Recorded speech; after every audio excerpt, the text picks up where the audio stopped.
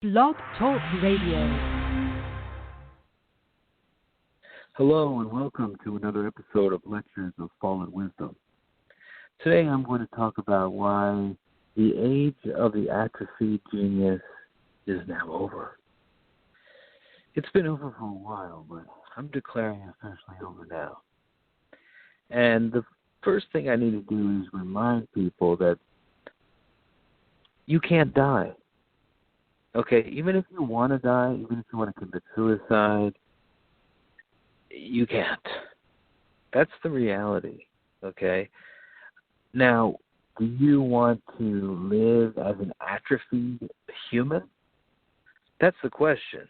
Or do you want to live as a fully formed, healthy human, and you want to stay that way? So what I'm trying to tell you is that every single one here where we today is physically immortal from your own perspective. That is, you are always living on perpetually, even though in several parallel universes your body will die. So people will witness your death from their point of view. But from your point of view, you continue on. Now, I've explained this in a couple of the podcasts before this one, a couple of the lectures, I should say.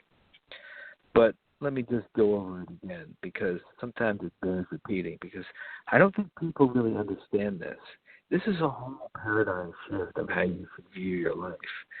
When you start to understand what is really going on and what the reality is of your body and everything, that's the reality itself is quantum. That means that there are several possible universes in many of them, parallel to this one, you have died already. You know, maybe you've had some near-death experience. That's usually a fulcrum where those sorts of things happen. In one reality you lived on, and one you continued. So you understand that no matter how many times you die in one reality, there's always one in which you live on. And your consciousness goes there. So people are like, well, is there life after death? Well, in a way, there is, because as far as you know, that death never occurred, and it's another day for you in the world. As far as others are concerned, in a parallel universe, you're having your funeral, and they're mourning your death. And there's just kind of no way to escape this. I mean, you can't. You can play it really safe and be alive in only try to stay alive in all the universes and not shed any corpses, but that will lead to a life of atrophy. And so essentially playing it safe is just as dangerous as playing it a little risky. Let me explain. What is this atrophy thing I keep talking about? What is the atrophy genius? For the longest time, we respected scholars who have neglected their body and have instead devoted their mind to finding out the truth and finding out stuff that, scientists, thinkers, people like Alfred Einstein. Is it Alfred or Albert? I'm like so stupid now, I don't remember. But the point is that these are atrophied geniuses. Okay, they came up in their little field. They came up with something that was just ultra elegant, and they sacrificed their entire body and well-being to arrive at some feat of knowledge that is usually just that it ends there. People are known for doing that one thing, and these are the atrophied geniuses that have given us so much. And I don't want to take away for their thing. They sacrificed their lives to achieve a certain mental feat, a certain idea, and it's not needed. You can be just as intelligent as any of these atrophied geniuses without becoming atrophied, taking care of your body instead, and treating it like the immortal vessel that it is. If you knew your body was going forever, wouldn't you change it? Wouldn't you think about how you were treating it on a daily basis much more than you do now? When basically they're telling you your body's a junker now. That's what the message that's going around is, that your body is essentially this husk that you essentially will leave behind, and it's not going to go much longer than 70, 80 years, and that if it does, you should be happy. That's a long, full life. But the bottom line is, when you get to 80 years old, and I've talked about this over and over again, but when you get to 80 years old, right, and you supposedly die after your long life, there's one couple or maybe more, even infinite amount, of parallel universes where, guess what? You didn't die, and you make it to 85, okay? Now, you get to 85, right? You're in your hospital bed. Maybe you're clinging to life there. How many parallel universes do you survive there? Many. It's infinite. You'll never get out of a parallel universe. You can't kill yourself. That's the bottom line. You always end up in a different parallel universe where you live on. Now, suicide bombers discover this. A lot of people who commit suicide discover this. A lot of people who supposedly tried many times to commit suicide, they succeeded. It's just that in this universe they tried, but in most they succeeded. So they realize that they can't kill themselves. It's impossible. So you can maim yourself, you can degrade your body by eating really poorly, by never doing any kind of exercise or stretching out or anything like that, just kind of treating your body like it's just this car that you're going to beat up, and who cares, you're going to turn it in anyway. It's a fucking lease.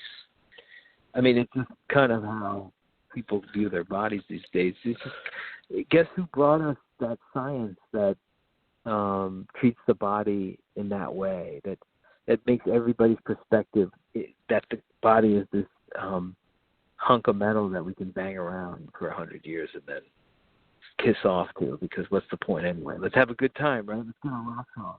Go on the demolition derby with this car. What has given us that perspective? Well, a bunch of atrophied geniuses mostly, a bunch of scientists neglecting their body, hanging out in labs, trying to get at truth, which we know from Nietzsche is a woman. Trying to get at truth with their lab coats and beakers and glasses and poor eyesight and just everything unattractive that the woman of truth would doesn't want to even show her little leg to that person. The woman of truth, and truth is a woman. Nietzsche was right about this. The woman of truth will show her naked body to a player, man. Somebody who's got it all, not an atrophied, shriveled up scientist with a lab coat and a fucking microscope. Nah. She's going to give it up to a all-around good guy player. Not just a dickhead player either, not somebody who's like conceited and doesn't have a clear vision of goodness. You know, somebody who has a good heart, but at the same time is a player too. And by that I mean is attractive, is healthy, is not atrophied, hasn't neglected any part of his body for the sake of knowledge, because the bodily health is the central housing of that knowledge, and it must be kept in perfect order as best you can. And you have to really listen to your body and do what needs to be done. What's a very important thing for the body is that your mind is satisfied, that your mind is feeling accomplished in a certain way. And any way you can con your mind or use any kind of trick to, even Pavlovian tricks, to make the mind do what it needs to do to feel that way, your body will not get some of the nourishing it needs. It needs emotional nourishing. Emotional nourishing can only come from feeling accomplished. You can only feel accomplished if you actually accomplish things you think are important. This is why pursuing goals is important, not because of your future, because how would they make you feel in the moment when you accomplish them? That is very important, because if you don't feel like you're getting anywhere in any progress, that's going to start to affect your cells and start to eat away at them. So it's a two-way street with the mind. Yes, the body must be taken care of with proper vitamins and eating and all that, but then the body must also be taken care of with certain emotional achievement, a certain sense, an emotional sense of achievement. And that can only be accomplished by by coming up with strategies of forcing your lazy-ass body, because make no mistake, your body's just a lazy animal, forcing that lazy animal to get out of its routine and create something that the higher intellectual mind is proud of and sees it as a worthy object and sees it as something worthy of keeping alive. Because there's a higher mind that's controlling some of the very fine level, I'm not sure what's going on, but there's some certain very fine level chemicals in our body that's been commandeered by the higher mind. The higher mind, which has the powers of God, is higher mind. If the higher mind doesn't see any kind of miracle coming off this animal, it starts to convert it into an atrophied version of itself. And I'm not sure what the mechanism is, but in order to prevent atrophy, you must be pursuing just small goals, and then accomplishing them. And if you don't do that, you're going to have a problem. Now, I personally, I've been kind of experimenting with nicotine. Nicotine is it's a very descending drug. If you smoke a lot of nicotine, it will atrophy you very quickly. So it has to be used extremely sparingly. Now, when the Native Americans used nicotine, they would fast for 3 days and go on the mountaintop and then put it in a pipe and smoke that, and they would get a vision. And that's a sacred thing. I mean, the nicotine creates a sacred flash of insight. But when you roll it up into a cigarette and put a filter on it and throw it in a pack, people are just kind of blasting themselves with this sacred substance way too much, way to the point where it obliterates their sense of sacredness rather than enhances it. So nicotine, so also all these vaping people that are just vape 2 seconds a day with the nicotine, it's just, you're scrambling your entire orientation that way. You need to be very sparing with any kind of drug that you do, just so that you can appreciate its effect. And nicotine is a very strong drug. It's like a heroin when it comes to addiction levels. So if you have an addiction to it, you can use it as a training device to get your little goals done. You can use it as a reward system and hold it from yourself unless you get something accomplished, something that means something to the higher mind, something that signals to the higher mind that you're spiritualizing this monkey into something much more.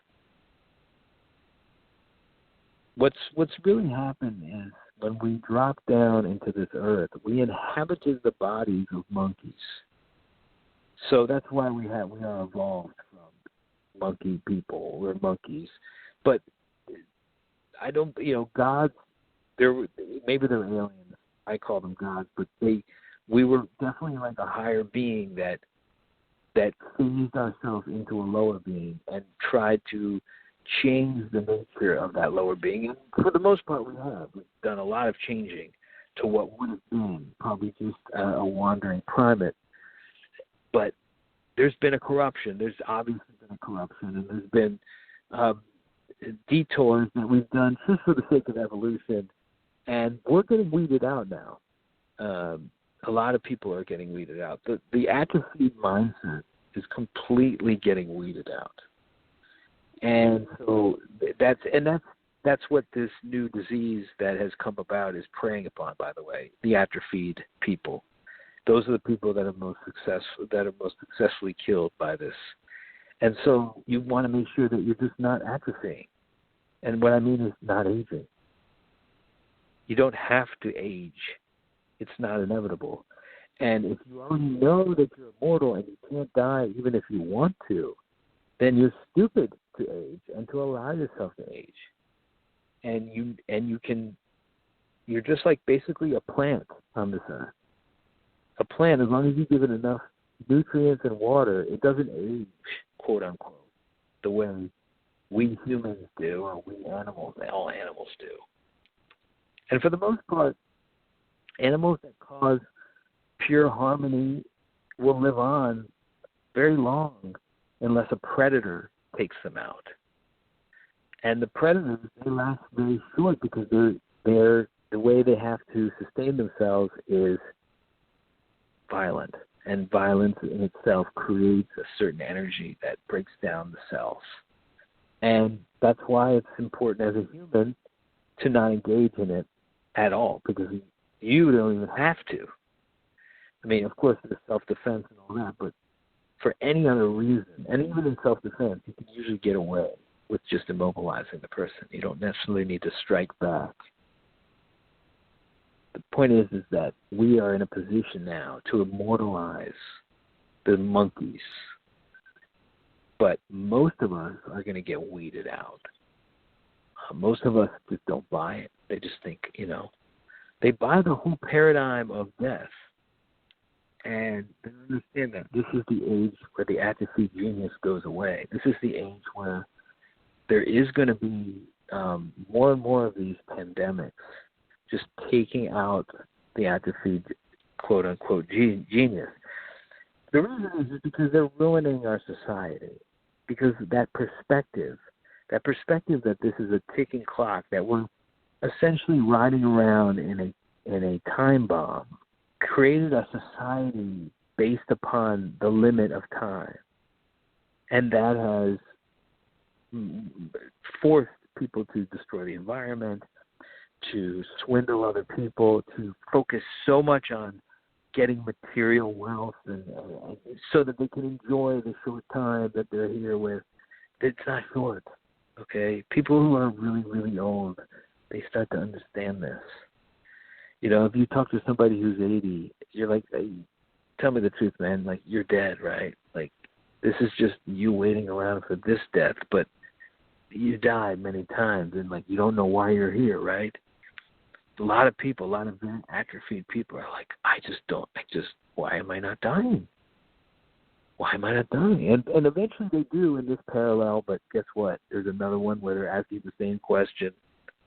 So the question is, do you want to be that guy? Do you want to be the guy in the hospital bed at 90, frail as fuck, just trying to wait for the last universe to die off when it never does? Because that's hell.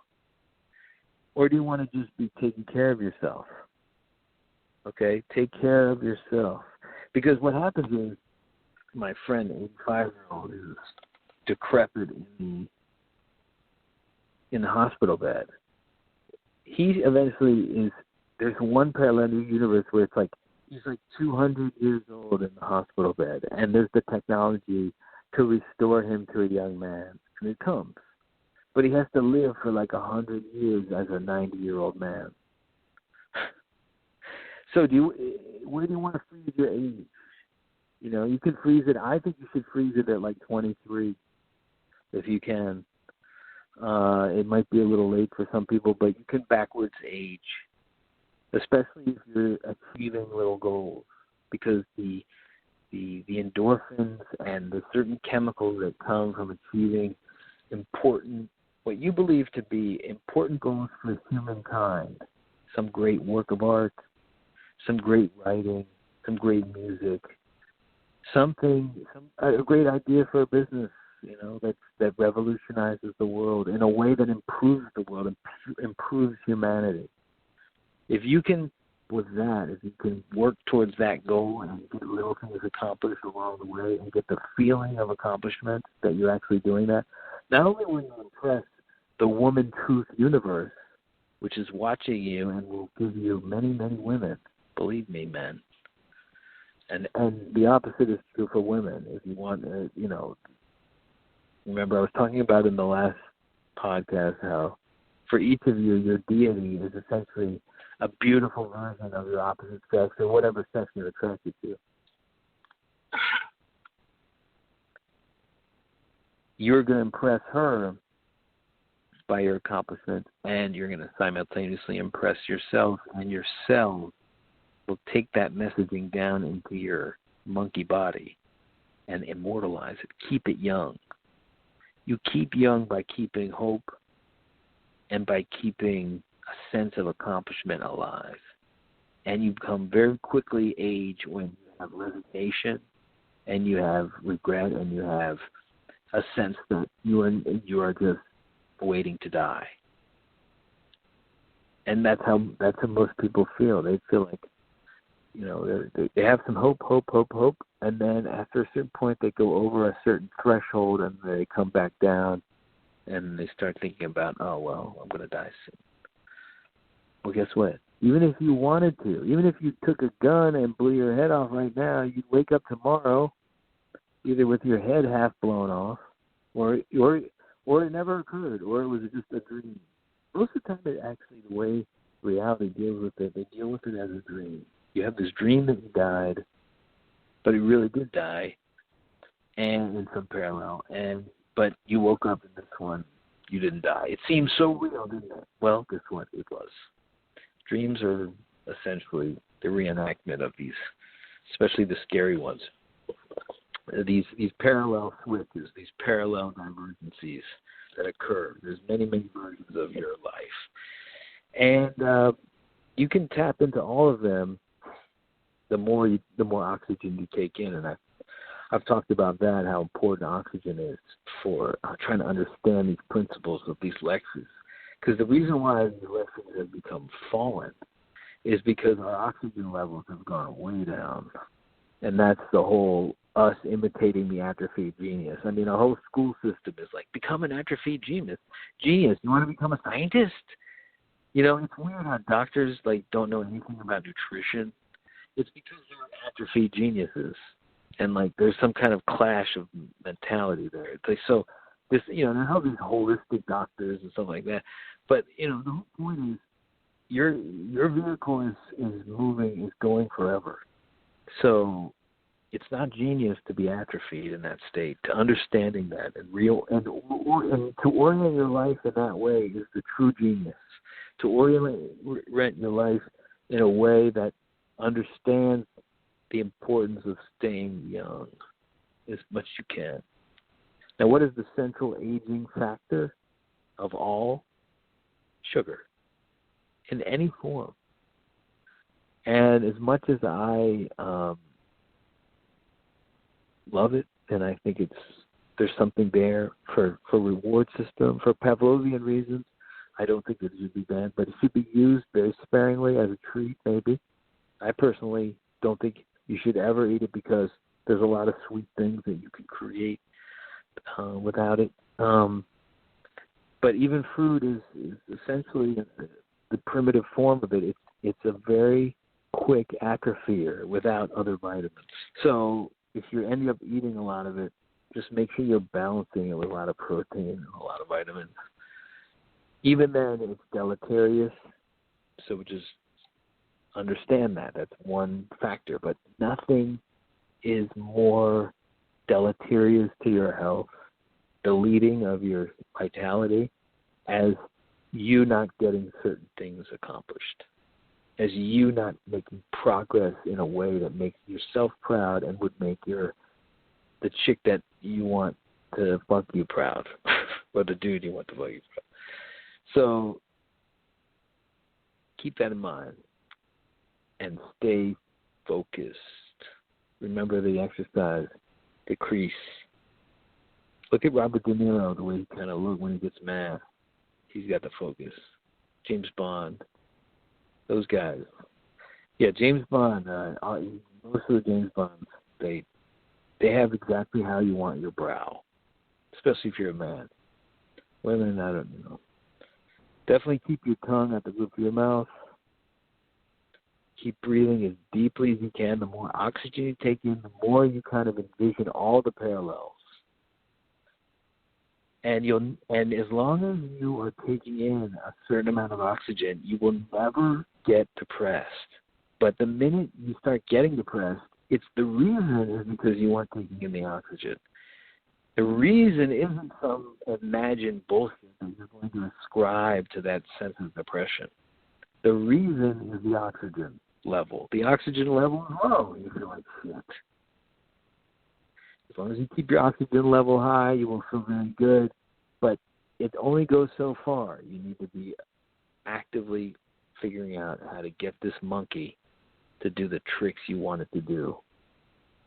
So let's work on that, and I'm going to come up with some strategies for that because I'm working on it myself. But thanks for listening, everybody. This is the Lectures of Fallen Wisdom, and I will talk to you again very soon.